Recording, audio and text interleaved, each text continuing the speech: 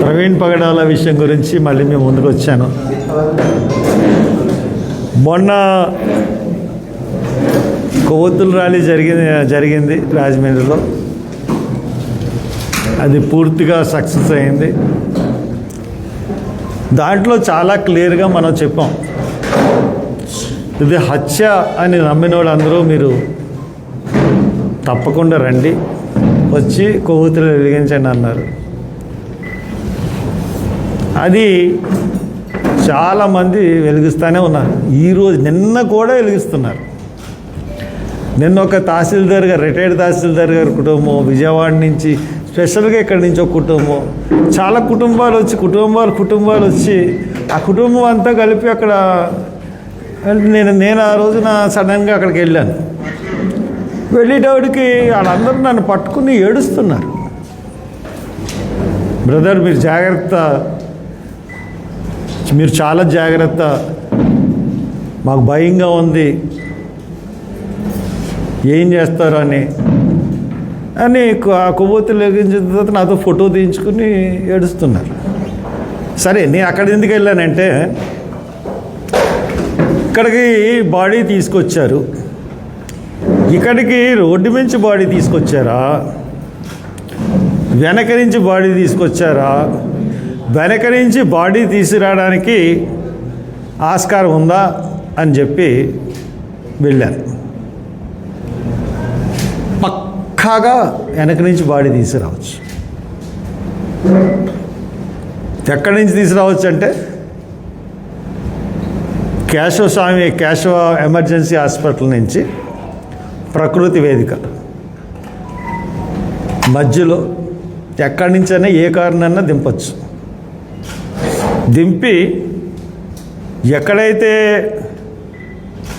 ప్రవీణ్ పగడాల body మనకి దొరికిందో దాని మీద మోటార్ సైకిల్ పెట్టి వెళ్ళిపోయారో దుండగులు, అక్కడ వరకు బాడీని చాలా ఈజీగా చేర్చవచ్చు. అక్కడ నేను కనుగొన్నది ఏంటంటే, ఒక మంటేసినట్టుగా ఒకటి ఉంది, ఒక బీర్ బాటిల్ ఉంది అక్కడ. దాని తర్వాత బాడీని పడుకోబెట్టడానికి ఒక గోని సంచి లాంటిది ఉంది. ఎన్ని వీడియో తీశాను నేను, వీడియో మీకు పంపిస్తాను. చూసిన తర్వాత ఇంకా అనుమానం ఎక్కువైంది. చాలా ఈజీగా వెనక నుంచి తీసుకురావచ్చు, వెనక నుంచి బాడీని పెట్టవచ్చు. మరి పోలీసులు ఇన్వెస్టిగేషన్ చేశారో లేదో నాకైతే తెలియదు, కానీ ఇది నేను ఎందుకన్నా మంచిదని మొన్న వెళ్ళి చూసినప్పుడు ఆ సీన్ కనబడింది. ఇది ఖచ్చితంగా నేను ఎందువలనంటే, మొదటి నుంచి నేను చెప్తున్నాను ఇది హత్య అని. దానికి తార్కాణంగానే ఇక్కడ జరిగిన వెంటనే అక్కడ బ్యాంక్ అకౌంట్ సీజ్ చేయడం, దాని తర్వాత ఆయన ల్యాప్టాప్ని పెట్టుకెళ్ళిపోవడం, ఐప్యాడ్ని తీసుకెళ్ళిపోవడం, ఇవన్నిటి దృష్ట్యా హత్య అంటే అవన్నీ తీసుకెళ్లాల్సిన అవసరం లేదు కదా. తర్వాత ఇప్పటికీ కూడా post mortem report government release చేయకపోవడం, పోస్ట్ మార్టం రిపోర్ట్ ఇప్పటికీ రిలీజ్ చేయలేదు. తహసీల్దార్ గారికి ఇస్తే తహసీల్దార్ గారి నుంచి నేను సంపాదించి నేను మీ అందరికీ అందజేశాను. దాని మీద ఎవరిచ్చారు హర్ష్ కుమార్కి అని చెప్పి వాళ్ళు మళ్ళా గొల్లాలు పడ్డాం. నేను హైకోర్టులో కూడా నేను దీని మీద పిల్లేశాను. ఏమని వేశారంటే, హైకోర్టులో ప్రవీణ్ పగడాల రీపోస్ట్ మార్టం చేయాలి బాడీని. రీపోస్ట్ మార్టం ఎవరితో చేయించాలంటే, All India Institute of Medical Sciences కానీ దాంట్లో ఉన్న ఫారెన్సిక్స్ ఎక్స్పర్ట్స్తో, ఇండియాలో ఉన్న ఫారెన్సిక్స్ ఎక్స్పర్ట్స్తో పోస్ట్ మార్టం చేయించాలి. సెకండ్ ఉస్మానియా కానీ, గాంధీ కానీ, నిమ్స్ కానీ, నిమ్స్ కానీ. ఇప్పుడు ఈ కాకుండా ఫస్ట్ ప్రిఫరెన్స్ అది, తర్వాత లేదంటే ఇది. తర్వాత ఇన్వెస్టిగేషన్ సిట్టింగ్ జడ్జితో మొత్తం ఫస్ట్ నుంచి మళ్ళీ రీఇన్వెస్టిగేషన్ చేయాలి. నాకైతే పోలీస్ ఇన్వెస్టిగేషన్ మీద నమ్మకం లేదు, సిబిఐ మీద కూడా నమ్మకం లేదు.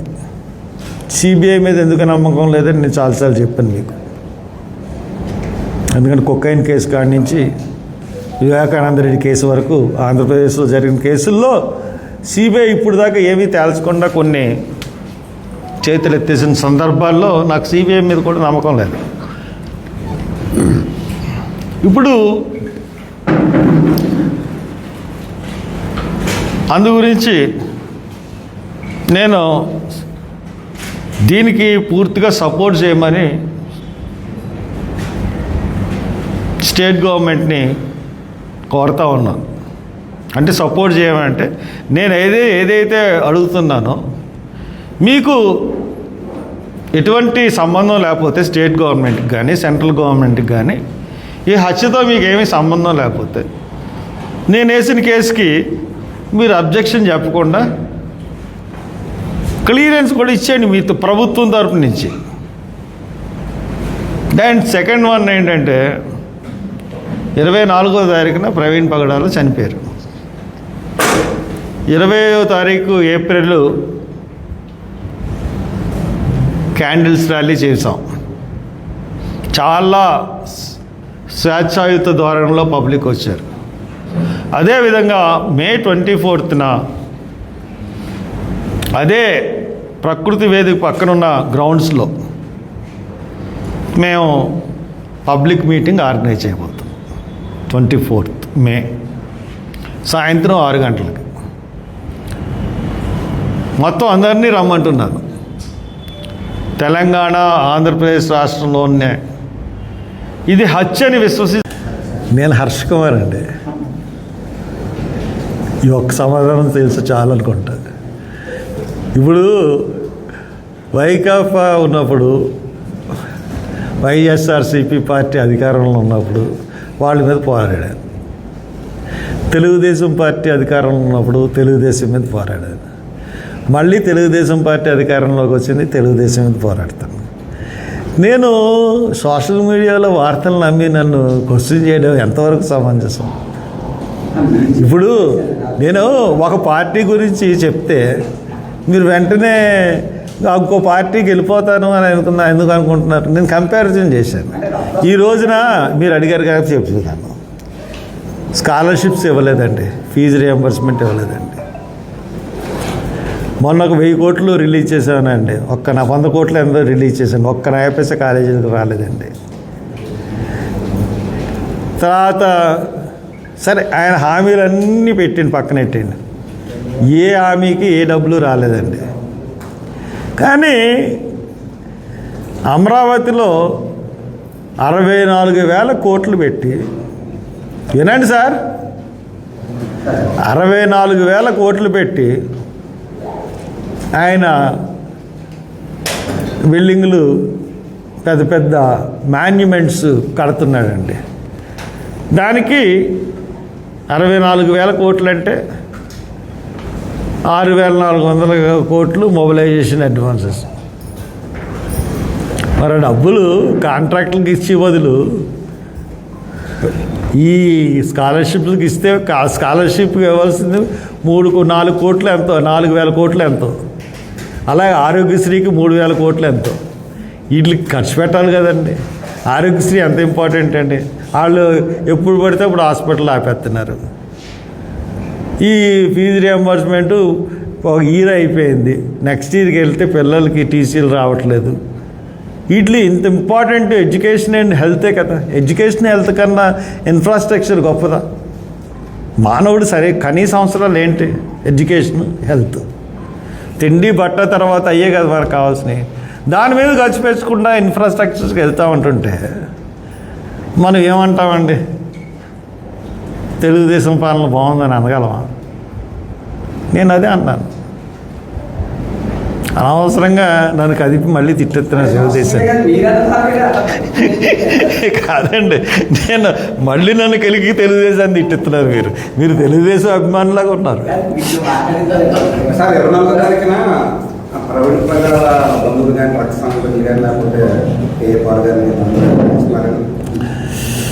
వాళ్ళని కూడా ఇన్వైట్ చేస్తామండి. ప్రతి వాళ్ళు రావచ్చు. వాళ్ళ ఫ్యామిలీ మెంబర్స్ని కూడా ఇన్వైట్ చేస్తాం. వస్తారో లేదన్నది వాళ్ళ విషయం, మనకు తెలియదు. సార్ ప్రవీణ్ ప్రగాఢలో చనిపోయింది నిర్మానుష్య ప్రదేశం. ఆ ప్రదేశంలో ఒక బీర్ బాటిల్ ఒక భూమి సంచయం దొరికిందని వాటిని సాక్షిగా చూపించిన ఎంతవరకు సమంజసం?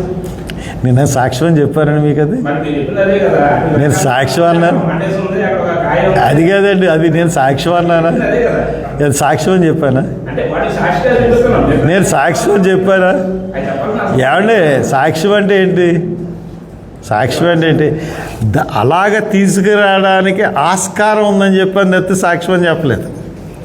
మీరు ఇలాగ 2 దారులు ఉన్నాయి, దారుల్లో ఇలాంటివి ఉన్నాయి, అలా తీసుకురావడానికి ఆస్కారం ఉందని చెప్పాను, సాక్ష్యం అని చెప్పలేను నేను. సాక్ష్యం ఏంటి? సాక్ష్యం అనేది ఏంటంటే ఇక్కడ బాడీ ఇక్కడ దొరకగానే వాళ్ళ ఇంట్లో ల్యాప్టాప్లు సీజ్ చేయడం, ఐపాడ్లు తీసుకెళ్ళిపోవడం, అది సాక్ష్యం. ఎందుకు తీసుకెళ్లాల్సి వచ్చింది? What is the motive? 16వ తారీఖున అతను యాంటీ కన్వర్షన్ బిల్ మీద ఆయన వాదిస్తున్నాడు కాబట్టి అతను వాదించకుండా చేయాలన్నది మోటివ్ అయ్యి ఉండొచ్చు. So that post mortem report 3 రోజుల్లో ఇవ్వాల్సింది 11వ తారీఖు పోస్ట్ మార్టం రిపోర్ట్ ఇచ్చినా కానీ 12వ తారీఖు ప్రెస్ మీట్ పెట్టి పాత వీడియోలు ఏమీ మాకు సంబంధం లేదన్న వీడియోలు ఐజీఎస్పీ పెట్టి మళ్ళీ అయ్యే వీడియోలు పెట్టడం అనుమానానికి దారితీస్తూ ఉంది. ఇవి సాక్ష్యాలు. అంతేగాని నేను వెనకాల నుంచి చూస్తుంది సాక్ష్యం ఎలా అవుతుందండి? ఒక అలాగా ఛాన్స్ ఉంటుందేమో. మిమ్మల్ని కూడా వెళ్ళి చూడమన్నాను. ఇప్పటికీ అక్కడ ఉన్నాయో లేదో తెలియదు కానీ మిమ్మల్ని కూడా అక్కడికి వెళ్ళి చూడమన్నాను. సో దాట్ అది అలాగ రావడానికి ఆస్కారం ఉందేమో అని చూడమన్నాను. ఒకసారి చంద్రబాబుని తిట్టి మళ్ళీ విమర్శించినందుకు క్షమించమని అంటే నేను చంద్రబాబుని తిట్టింది ఏకవచనంలో తిట్టాను. 100% అది నేను తప్పే కిందే భావిస్తున్నాను. ఒక ముఖ్యమంత్రిని ఏకవచనంలో సంబోధించి ఎంత ఫ్రస్ట్రేషన్లో ఉన్నా కానీ అట్లా మాట్లాడకూడదు. అలాగని చెప్పి చంద్రబాబు విధానాలని ఎప్పుడూ సమర్థించను. ఈరోజు కూడా సమర్థించను, ఈరోజు కూడా విమర్శిస్తాను. జగన్ ముఖ్యమంత్రి లేనప్పుడు తిట్టాను, ముఖ్యమంత్రి అయిన తర్వాత కూడా తిట్టలేదు. ముఖ్యమంత్రి లేనప్పుడు మేము ఇద్దరం కొలీగ్స్ కాబట్టి ఏకవచనంలో మాట్లాడుకున్నాం. ఇది వేగిరి. ముఖ్యమంత్రి అయిన తర్వాత ఎవరినైనా సరే, ఏ ముఖ్యమంత్రిని అయినా సరే, పార్టీ ప్రెసిడెంట్లు అయినా సరే నేను కొంచెం మర్యాదగా మాట్లాడడం అలవాటు. అది కొంచెం ఫ్రస్ట్రేషన్కి గురయ్యి కొంచెం గబుక్కని ఒక ఏకవచనంతో మాట్లాడడం అన్నది నాకే ఎవరు అడగలేదు దీని మీద క్వశ్చన్. నన్ను ఎవరు అడగలేదు ఈ క్వశ్చన్, కానీ నాకే ఎంబరాసింగ్ అనిపించింది, మనసులో తెలుస్తుంది కాబట్టి చెప్పాను. కాబట్టి ఎవడో చెప్పినందుకు నేను చెప్పింది కాదు, ఇది మనస్ఫూర్తిగా చెప్పింది. ఇప్పుడు ఈ దాడులు మొన్న జరిగిన దాడులు, కాశ్మీర్ దాడులు కదా, సోషల్ మీడియాలో రకరకాల అంటే మతం ప్రాతిపదిక మీద ఒక వాతావరణం సృష్టించబడుతుంది. దీన్ని ఎలా చూడాలి? అక్కడ కాల్చిన వాళ్ళు ముస్లింలు, రక్షించిన వాళ్ళు కూడా ముస్లిమ్స్ ఉన్నారు. దీన్ని ఎలా చూడాలి? అంటే కాల్చిన వాడు ఖచ్చితంగా ముస్లిం అన్న వర్డ్ పక్కన పెడితే